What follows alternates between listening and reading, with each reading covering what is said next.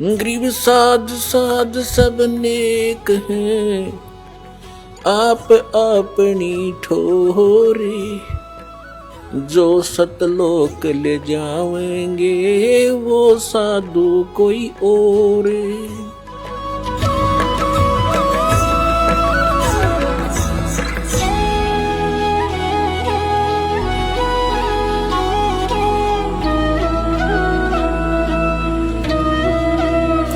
तो जो प्रसंग चल रहा है वहीं आते हैं कि वो परमात्मा सतलोक में रहता है, वहां से चलकर आता है।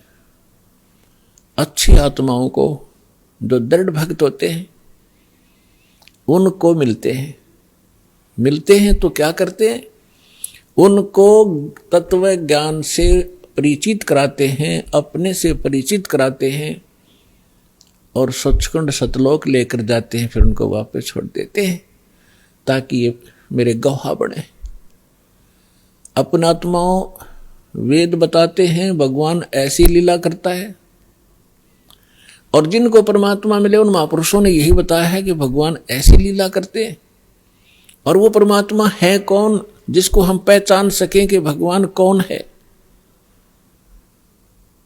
तो जिन महापुरुषों के दास ने शुभ नाम अभी आपको गिनाए थे, उनमें से इन महापुरुषों ने सभी ने परमात्मा की गवाही दी है, एफिडेविट दिया है।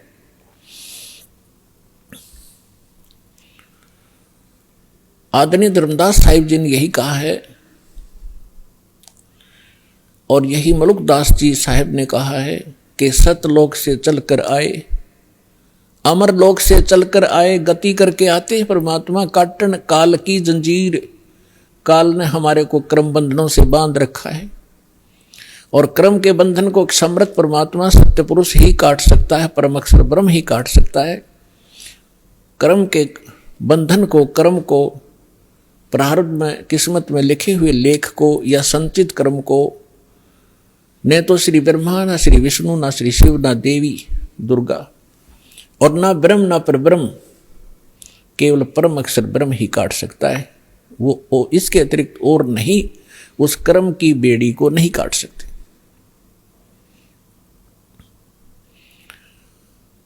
तो सभी महापुरुषों ने बताया है। अजब नगर में ले गए, गरीबदास जी कहते हैं अजब नगर में ले गए। नगर का अर्थ क्या है? क्या प्रकाश होता है? सब जानते हैं नगर में क्या होता है। वहां सारे महल होते हैं, मनुष्य होते हैं, बाजार होते हैं, सब कुछ होता है। अजब नगर में ले गए हमको सतगुरु आने। सतगुरु, गरीबदास जी सतगुरु कह रहे हैं, वो परमेश्वर थे। जल के बिंब अगाध गति हम सूते चादर ताने। हमको परमात्मा आकर लेकर गए अजब नगर में, बहुत ही अनोखे शहर में ले गए, सतलोक में। और वहां जाने के बाद हमें पता चला सारी कहानी का, हम कौन हैं, कहाँ फंसे हैं और यहां वापस कैसे आ सकते हैं अपने लोक को। अब उस ज्ञान से परिचित होकर के गरीबदास जी कहते हैं हम तो अब निश्चिंत हो गए, हमें सतगुरु मिल गए। सतगुरु मिल गए तो सत्संग भी मिलेगा, सत्संग के साथ साथ फिर सच्चा भक्ति विधि मिलेगी जिससे हम वहां जा सकते। तो गरीबदास जी कहते हैं हम तो चादर तान के सोगे, कति बेफिक्र होगे, हमारा मोक्ष निश्चित है। तो पुण्यात्माओं, आज जो सतलोक आश्रम बरवाला में आकर इस दास से जो दीक्षित होते जा रहे हैं, वो चादर तान के सो जाना, आपका मोक्ष निश्चित है।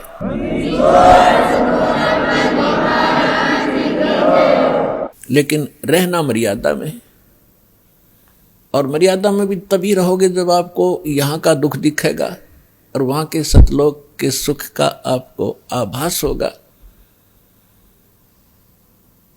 और फिर धीरे धीरे कैसा समाज बनेगा, या माया की जो दौड़ है या आग लगी हर एक के अंतःकरण में, या शांत होएगी। आप माया के पीछे किस लिए भाग रहे हो?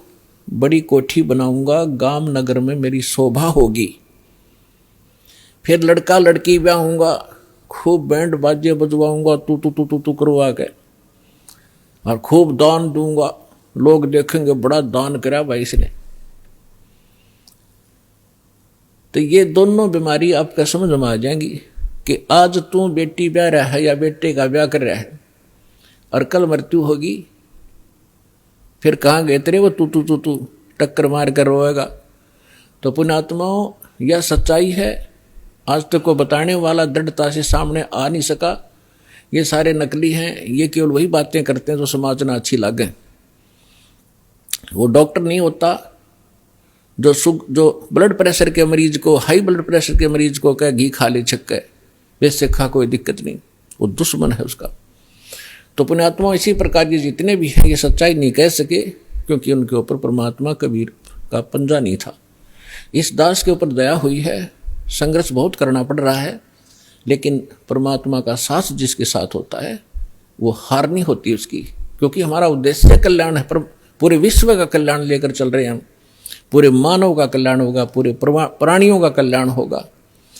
क्योंकि जैसे आज ये परमात्मा की वाणी है, इसमें इतनी शक्ति है जो स्वयं परमेश्वर ने आके बोली है। उसके बाद फिर गरीबदास जी के माध्यम से जो वाणी बुलवाई है, उन्होंने वो वाणी एचडी दे दी और उस वाणी को फिर दास बोल रहा है। यानी अधिकारी के द्वारा जो वाणी बोली जाती है उसका असर होता है।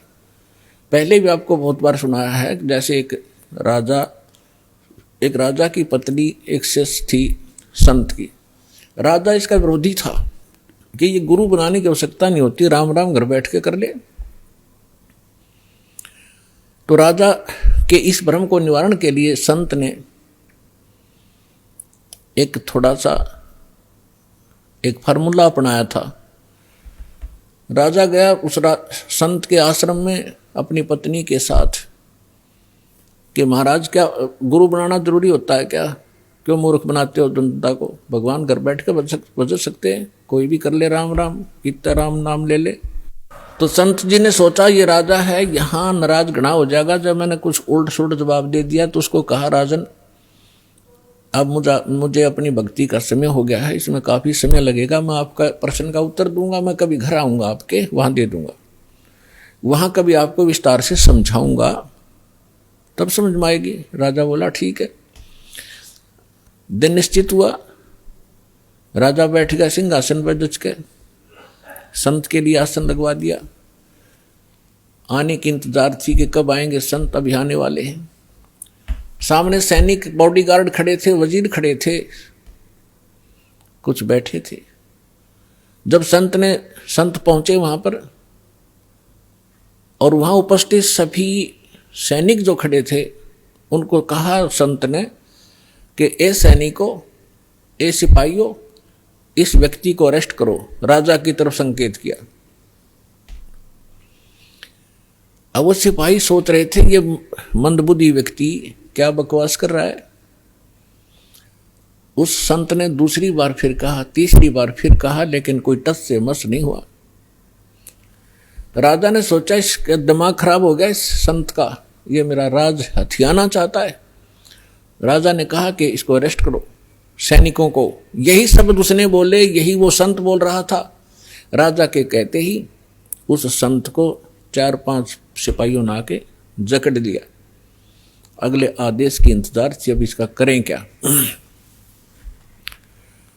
तब संत ने कहा कि हे राजन, तुम घर आए व्यक्ति का ये ऐसा ही सलूक करते हो क्या? राजा ने कहा कि आप क्या कर रहे थे? कि मैं आपके प्रश्न का उत्तर दे रहा था कि आपका प्रश्न ये था, क्या घर हम खुद भक्ति नहीं कर सकते? गुरु की क्या आवश्यकता है? राजा ने कहा ये खाक उत्तर दिया तेने, बकवास करने लग गया कि नहीं सुनो जानते, मुझे छुड़वाओ पहले। राजा ने कहा छोड़ दो, न छोड़ दिए।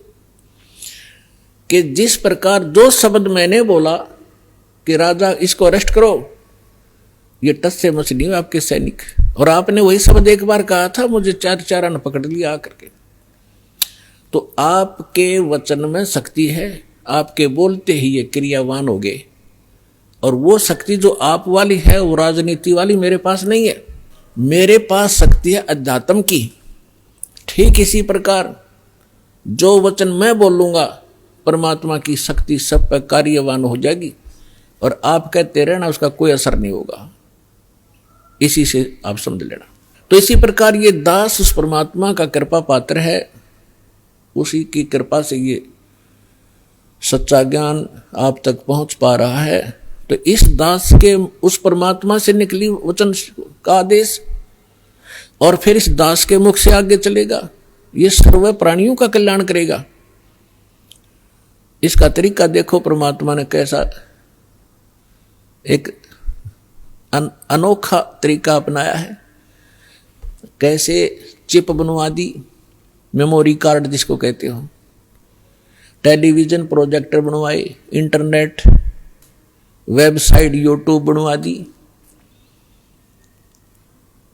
अब जो घनी अच्छी आत्माएं होती हैं पूर्व जन्म, वैसे तो घनी अच्छी आत्मा है वही तो मनुष्य जीवन प्राप्त कर रही हैं, उनसे भी अच्छी आत्माएं वो भगवान के लिए भटक रही हैं, और उनसे भी वो अच्छी आत्मा है जो सतगुरु और सत्संग और सतनाम प्राप्त कर रही है। तो आप जो सतलोक आश्रम बरवाला जिला हिसार हरियाणा में आ रहे हो, ये तीसरे नंबर की सर्वश्रेष्ठ आत्माएं हो, जो आपको शीघ्र से परमात्मा का ये मार्ग ठीक मिल गया। तो जो अन्य भी हैं उनके लिए परमात्मा ने ये तरीका अपनाया है सर्व प्राणियों के कल्याणार्थ। ये वाणी जो दास बोल रहा है रिकॉर्ड हो रही है, मेमोरी कार्ड बन रहे हैं, टीवी पर चल रहे हैं, आप घर पर चलाते हो, पशु पक्षी भी होते हैं, चींटियां भी होती हैं, मच्छर माखी भी होती हैं, उन सब के ऊपर ये वाणी अपना प्रभाव करेगी। काल ने जैसा जुल्म किया था उतना ही उससे भी आदि कर रहे हैं अब परमात्मा ने अपनी आत्माओं पर किया है। चींटी से लेकर हाथी तक, रंग से लेकर राजा तक, ये सारे कबीर परमात्मा की बच्चे आत्माएं हैं। इस काल ने हमारा उलिया बिगाड़ दिया, हमारी दुर्गति कर दी, कुत्ते गधे सूर बनाकर हमें क्या डंगा खिला रहा है, और हम क्या खाते थे सतलोक में, कैसे रहते थे, कैसा सुख था वहां पर। अब आप तो भूल भाल गए, हम सब भूल भाल गए, भगवान ना कर फिर जगाए, यथार्थ ज्ञान को बताया। उससे पहले काल ने परमात्मा और सतलोक का नाम लेकर, कबीर का नाम जी का नाम लेकर के, और फिर और दूना अज्ञान फैलवा दिया। तो ये सभी उस परमेश्वर की आत्माएं हैं, उनके लिए परमात्मा ने ये समय फिक्स कर दिया था कि चौथा युग जब कलयुग आई तब हम अपना अंश पठाई। काल फंद छूटे नरलोई, सकल सृष्टि परवानी खोई, घर घर देखो बोध विचारा, सत नाम सब ठोर उचारा। कलयुग बीते 5500 पाचा, जब ये वचन मेरा होगा साचा। कलयुग बीत जावे जब एता, परमात्मा ने कहा है कि सर्व प्राणी, सकल सभी प्राणी परम पुरुष पद चेता, परम पुरुष यानी परम अक्षर ब्रह्म पूर्ण परमात्मा के पद यहां दो का बोधक है। एक तो गीता अध्याय नंबर 15 के श्लोक नंबर 4 में कहा कि अर्जुन, तत्वदर्शी संत की प्राप्ति के उपरांत तत्व ज्ञान रूपी शस्त्र से ज्ञान को काटकर उसके पश्चात परमेश्वर के उस परम पद की खोज करनी चाहिए, जहां जाने के बाद साधक लौटकर फिर संसार में कभी नहीं आते, यानी पूर्ण मोक्ष प्राप्त करते हैं।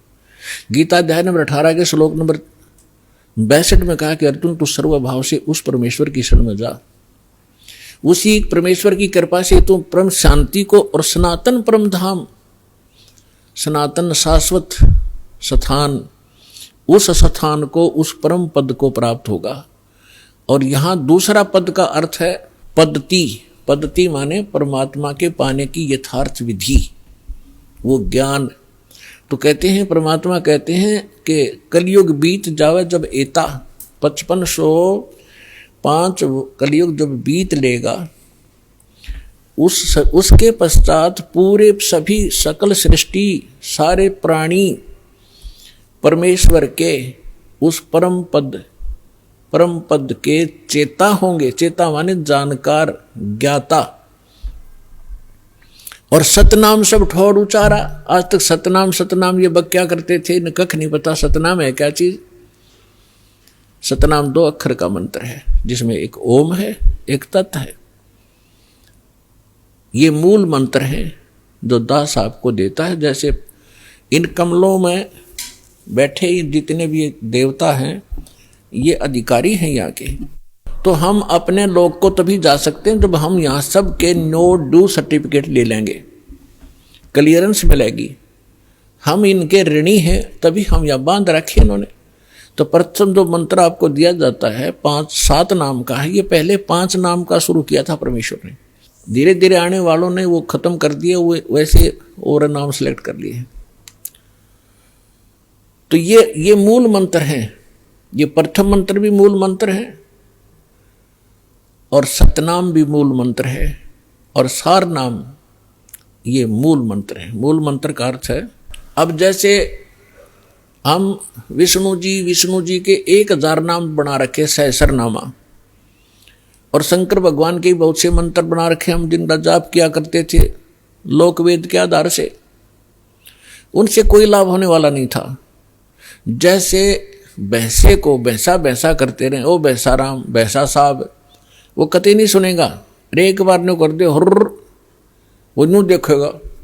वो उसका मूल मंत्र है उस भैंसे का, वो विवश है उसके। तो ये मंत्र परमात्मा ने, ये मंत्र ये हमारे तक पहुंचे नहीं दिए। न ज्ञानियों ने अपने लोक वेद दंत कथा सुना कर वो मंत्र देते रहे, ओम नमः शिवाय, ओम भगवते, ओम नमः शिवाय, ओम नमः भगवते वासुदेवाय, इस तरह अटपट करते रहे।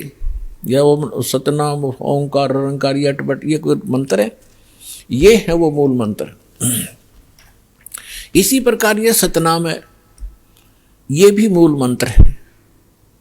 इनसे प्रभाव ज्यादा पड़ता है, एकदम सतर्क हो जाते हैं और तुरंत ही हमारी तरफ आकर्षित होते हैं ये शक्तियां।